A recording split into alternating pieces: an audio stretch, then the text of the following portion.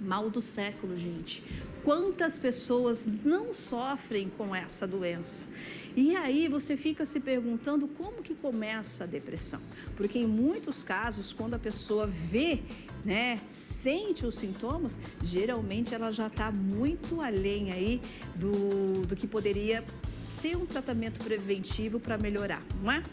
E aí você sabe que muitas vezes a depressão, ela acaba atrapalhando os pensamentos, o comportamento e também a saúde física da pessoa.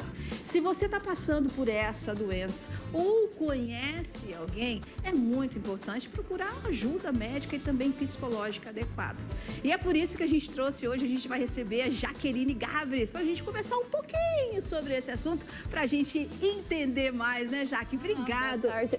Mais uma vez. Eu que agradeço. Fico feliz de estar você aqui, porque eu sei que é um assunto delicado, um assunto complicado, mas a gente tem que conversar, né, Jaque? Sim, tem que ser falado, as pessoas têm que se conscientizar. Então vamos sentar aqui, porque eu sim. já quero começar perguntando para você, Jaque.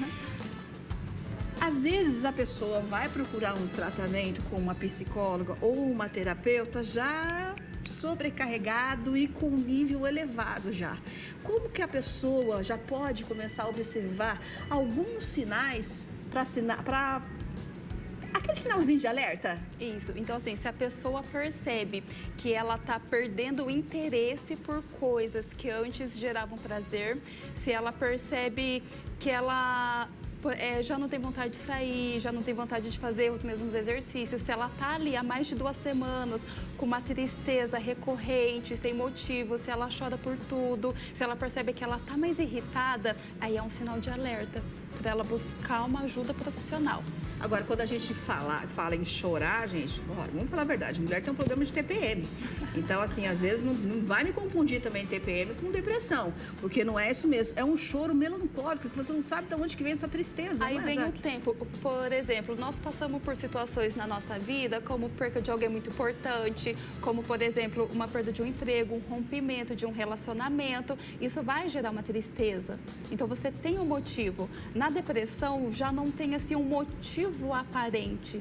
Então, é algo que foge do controle. E aí, além da tristeza, vem também seguido desses outros sintomas. A pessoa, ela perde o sono, ela já não dorme a noite inteira, ou ela tem insônia, ela perde o apetite, ou ela começa a comer muito doce para suprir aquele vazio, ou ela começa a não comer. Então, a pessoa, ela engorda muito, ou ela emagrece, porque daí ela perde a fome. Ou seja, ou é de mais, ou é de menos. Ou é de menos. E aí, que nem eu falei do sono, geralmente a pessoa dormir a noite inteira, de repente ela começa a ter insônia, ou ela começa a não conseguir dormir a noite toda, ou ela acorda no meio da madrugada e não consegue dormir mais, aí também é um sinal de alerta. A pessoa, ela percebe que ela anda mais irritada, e aí principalmente, assim, um sintoma que tem que ficar atento é ela perder o interesse por coisas que antes faziam sentido. Ela começa a perder o interesse em se arrumar, ela já não quer sair, ela começa a enxergar a vida de uma maneira assim mais preta e branca, as coisas não fazem mais sentido. Não quero mais sair com as amigas, não quero mais ir no shopping, não quero mais me arrumar, vou me arrumar pra quê? Aí começa a ideação suicida. O que é ideação suicida? Onde a pessoa fala assim, ai, não é que ela pensa em suicídio, mas ela não quer viver. Não quer sair. Pra ela tanto fez, tanto tudo faz. perdeu o sentido, as coisas começam a perder o sentido, aí é um sinal de alerta grande. Agora, Jaque, a gente sabe como é difícil falar da depressão, porque nós temos ainda o tabu. Isso. Ah, depressão, que nada! Essa menina precisa ir para a igreja. Isso, ou ele precisa ir para a igreja. Isso aí é... Como que vamos dizer para você? Não tem nada o que fazer.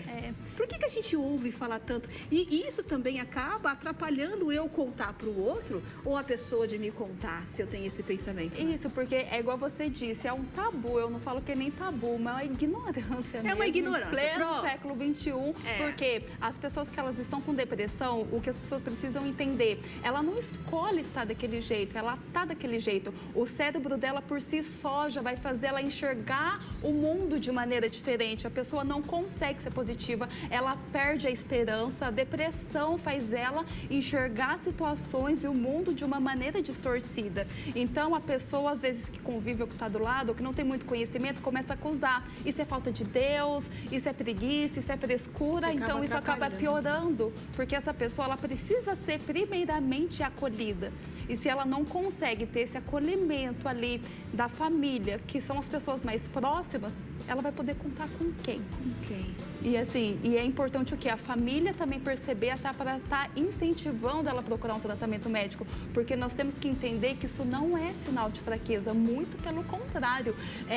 Quando eu tenho uma boa autoestima, uma boa autoconfiança, eu consigo perceber, opa, eu estou precisando de ajuda. Mas é tão então, difícil, nós precisamos né, reconhecer, e isso não é fraqueza de jeito nenhum.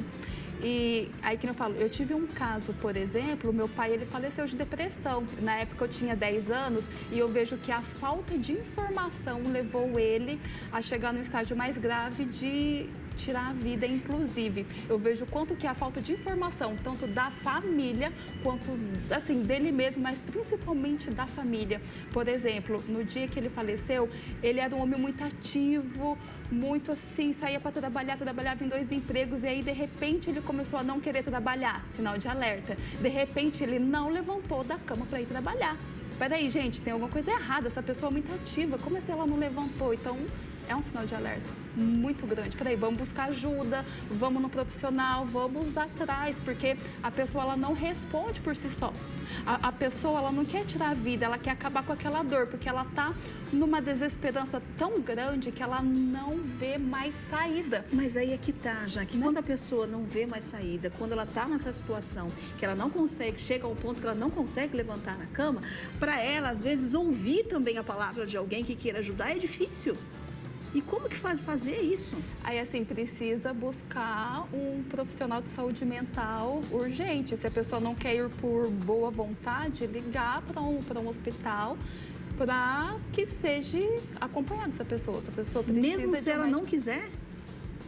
Muitos não querem, igual você disse. Isso que eu tô falando, porque muitos não querem. Aí, casos mais graves, que nem eu como terapeuta, por exemplo, se eu tô percebendo que eu estou atendendo um paciente e ele corre risco contra a sua vida, aí eu preciso avisar a família, avisar o... Para deixar todo mundo... Isso. E eu preciso, assim, olha, essa pessoa não tá bem, ela precisa ser encaminhada ao hospital. Agora, gente, é uma situação muito desesperadora, porque nós tivemos um caso aqui em Maringá de um falecimento que se tratou de suicídio. E falar de suicídio é muito difícil. E para a pessoa, gente, que faz um alto extremo desse, a depressão que ela vem vindo, que vem sofrendo, é muito grande. É, porque assim, hoje nós vivemos em uma sociedade, aí tem as redes sociais que mostram que nós precisamos estar felizes. As pessoas mostram de estar bem, estar felizes. Então a pessoa, ela começa a se comparar. Nossa, mas a minha vida é ruim, porque olha lá a vida do outro. Então acaba comparando. E não é só essa questão de felicidade não, Sajá. Eu vou até além, sabe por quê, gente? Porque a gente percebe o seguinte, até vou dar um exemplo depois, Sajá, que me mas as pessoas parecem que são tão felizes e são tão ricas que a gente se sente infeliz e pobre. E inferior, porque daí acaba o quê? Se comparando. A grama do outro é mais verde, mas não percebe que é artificial. Então, assim, acaba essa comparação que as redes sociais impõem e, principalmente, aumentou muito os casos de depressão após pandemia, ansiedade, depressão, porque foi um trauma coletivo, onde o nosso sistema nervoso central ficou em um estado de alerta grande, um estresse muito grande, que muitas pessoas ainda não conseguiram administrar e voltar ali ao normal. Então, uma preocupação muito excessiva, gatilhos foram, como se tivesse algo ali adormecido que foi... Agora, eu vou dar um exemplo para vocês, que eu estava conversando com uma amiga esses dias e também ela é psicóloga. Olha só o que aconteceu com ela, Jaque. Ela pediu para a secretária dela para acompanhar uma paciente. E essa secretária acompanhou essa paciente porque ela fez igual a você. Ela percebeu que ali podia ter algo mais grave. Ela acompanhou essa paciente durante o final de semana. Só que no final de semana, essa paciente o que fazia? Ela postava foto em um lugar belo, bonito e fazia stories. Só que na segunda-feira, Jaque, essa paciente ligou para a médica dizendo que não estava bem. Ou seja, ela mentiu para ela mesma e para os familiares nas redes sociais que estava bem e não era isso. que estava acontecendo. E é o que a gente também percebe muito, né, Jaque? Isso.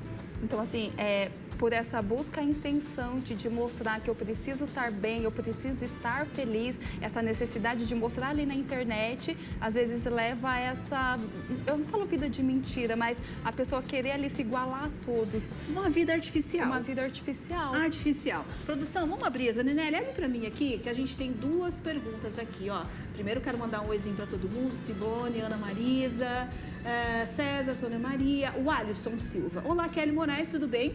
Eu sou o Alisson, de Jandaia do Sul. E aí, Jandaia do Sul? Eu gosto do seu programa e o da Sara Perisotto, que é lá de Londrina, né? Mauro Pisciano, também de Cascavel, te mandaram um abraço para você e adoro beber água, faz bem para a saúde. A Tati falou o seguinte, ó. Boa tarde, Kelly. Tive depressão um tempo. Não sentia nem vontade de ir trabalhar, não dormia à noite, procurei o médico e ele me passou um remédio. Agora estou melhor e durmo à noite tudo. Já vou engatilhar aqui com a princesa Lorena Modas, tá? Eu tenho depressão desde que entendo por gente, desde que me entendo por gente. Tenho 69 anos, faço tratamento e não consigo dormir mais. Cheguei à conclusão de que o problema é que tive muitas perdas grandes. Esse caso que a princesa relatou é um caso de depressão atípica, porque nesse caso de depressão atípica, até quando chega para um psiquiatra, eles relatam que eles têm um pouco de dificuldade, porque passa medicamento, não dá certo, precisa ir trocando, já é uma depressão um pouco assim mais difícil realmente de lidar. Mas aí quem passa, por exemplo, por sintomas de depressão, precisa ter um acompanhamento multidisciplinar. O psiquiatra, o psicólogo precisa ter ali uma mudança na sua qualidade de vida. De hábito. Isso, mudança de hábitos. Precisa aprender assim, a ver o mundo de uma outra perspectiva. A pessoa que ela tem depressão, ela não quer sair de casa. Então, o que a gente indica? Vai sem vontade, começa a fazer coisas mesmo sem vontade. Então, você começa a fazer um exercício físico, começa a fazer coisas, algo, mesmo que não tenha vontade. Agora, gente, vamos falar que uma coisa é certa. A gente ainda tem um tabu de falar sobre depressão. Né? A gente julga muito as pessoas, então o que tem que começar a acontecer é a gente parar com esse tal de julgamento. Depressão existe, depressão é grave e a gente tem que falar sim sobre esse assunto e é por isso que a gente trouxe a Jaque aqui. Mais uma vez, eu agradeço muito a sua presença e mais uma vez, eu não sei se vocês perceberam, ela trouxe um exemplo da vida dela. Ou seja, ela é psicóloga, mas ela também é uma pessoa que nem a gente. Então, eu quero agradecer muito o seu carinho, tá bom? Amém, eu que agradeço a oportunidade. Quer mandar um abraço para alguém? Eu quero mandar um abraço para minha mãe, para minha irmã, Ivone e Daiane. E eu quero, se vocês quiserem saber mais sobre o assunto, vou deixar minhas redes sociais, Jaqueline Gabres Psico. Se você está passando por depressão ou conhece alguém que está passando, oriente uma ajuda profissional. É o melhor que você pode fazer pelo outro, acolher e indicar um tratamento adequado. Obrigada, Jaque. Pode ficar aqui, sabe por quê? Porque agora eu quero falar com você que está precisando fazer aquela reforminha na sua casa ou aquela repaginada no seu